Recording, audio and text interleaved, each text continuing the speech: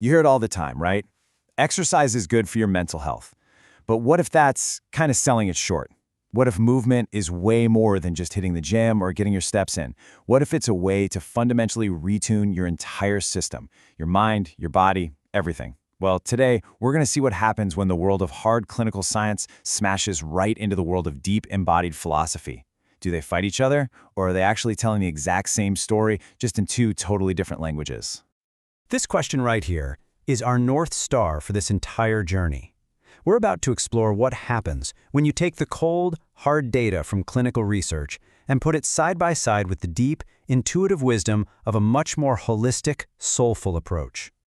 So here are our two main characters. On one side, we have an incredibly rigorous meta-review from the journal World Psychiatry. This isn't just one study, it's a study of studies, a massive synthesis of mountains of research. This is the hard science. And on the other side, a conceptual framework called Flourish OS, which looks at movement as something symbolic, something rhythmic. So yeah, you've got the lab coat on one side and the yoga mat on the other. Let's see where they meet. First things first, let's ground ourselves into science. The thesis is simple. The evidence for movement as a legit, powerful therapeutic tool is, frankly, overwhelming. And that big review from World Psychiatry gives us all the hard data we need to prove it. Okay, but here's a crucial distinction we have to make right up front. The term is adjunctive, and this is so key. Based on the absolute highest level of evidence, physical activity isn't seen as a replacement for things like medication or therapy. Instead, think of it as a powerful ally. It's a supportive tool that makes those primary treatments work even better. So just how powerful are we talking? Well, the numbers are pretty stunning. For kids and teens with ADHD, aerobic exercise had an effect size of 0.84 on their attention. Now, to put that in perspective for you, in clinical research, anything over 0.8 is considered a massive effect. This isn't just a tiny little tweak, this is a genuinely transformative improvement in someone's ability to focus and just function day to day. And the impact on mood? It's even more dramatic. For adults with depression, the effect size for aerobic exercise was a negative 1.16. That is a huge, quantifiable drop in symptoms. This is data that shows movement can literally, physically, lift a heavy weight off of someone's shoulders.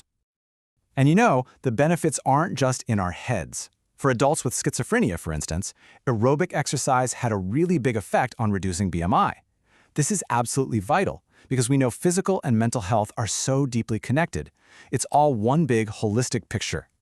And the benefits are broad. We see moderate but still really significant effects across the board for anxiety, for cognition in dementia, for overall quality of life. The evidence paints such a clear picture. Movement is what we call a transdiagnostic intervention. Fancy word, but all it means is that it doesn't just treat one thing, it helps with a whole range of conditions. It's like a Swiss Army knife for well-being. But now, here is where the science gets really interesting. And it's not for what it found, but for what it couldn't find. At the highest, most rigorous level of evidence, the review couldn't pinpoint why movement works on a psychological level. Things we all kind of know are true, right? Like building confidence or finding social connection. The science knows these things matter, but it just can't measure them effectively at this huge scale. It's like there's a ghost in the machine. And that little mystery, well, that's the perfect doorway into our second perspective. Of course, knowing something helps, and actually doing it are two totally different things. And the science is also super clear about the real-world barriers people face.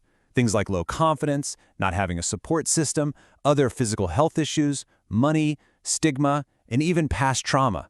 They can all feel like insurmountable walls. So to get over these hurdles, the review points to 6 key strategies, but there are 2 that have the strongest evidence by far. The first is tailoring interventions to the individual person, and the second, and this is the most important one, is fostering autonomous motivation, helping people find their own internal, personal reason to move. Remember that phrase, internal drive? It's going to be really important in just a minute. Okay, we've got this science locked in. Now let's do a complete 180. We're shifting our lens, moving from the language of clinical trials to the language of embodied philosophy. This is our antithesis, movement not just as medicine, but as meaning. This quote, right here, feels like a direct response to that scientific term, adjunctive, doesn't it? This philosophy says movement isn't supplemental, it's field regulation. What does that mean? It means it's not just an add-on. It's the master control system. It's how we recalibrate our entire being, our mind, our body, and our relationship with the world around us. And the ultimate goal of all this field regulation is to reach a state called spiral coherence. I want you to think of it like a perfectly tuned orchestra, where your mind, your body, and your environment are all playing in perfect harmony. And the way you get there isn't through reps and sets, but through rhythmic, symbolic, meaningful movement that creates that incredible feeling of holistic connection. And this is the poetry of it. It's an invitation to see our smallest, most unconscious actions, a breath, a single step, as powerful, meaningful acts of re-regulation. A glyph is a symbol, right? So every breath becomes a symbolic act of returning to your center. This way of thinking completely reframes movement from a chore you have to do into a ritual you get to do. And here's how this philosophy looks in the real world. The Q system is all about embedding different qualities of movement into the natural rhythm of your day. So you have grounding, breath-led movement in the morning, functional movement woven into your midday routine, maybe something more expressive or intense in the afternoon, and then restorative practices to wind down in the evening. It's a blueprint for a life that is infused with movement, not a life where exercise is some separate task you have to check off a list. So, we have the hard science, and we have this soulful philosophy.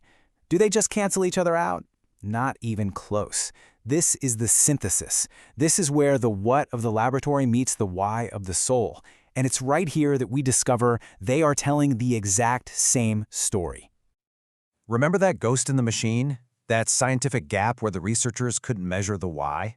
Well, the Flourish OS framework fills that space perfectly.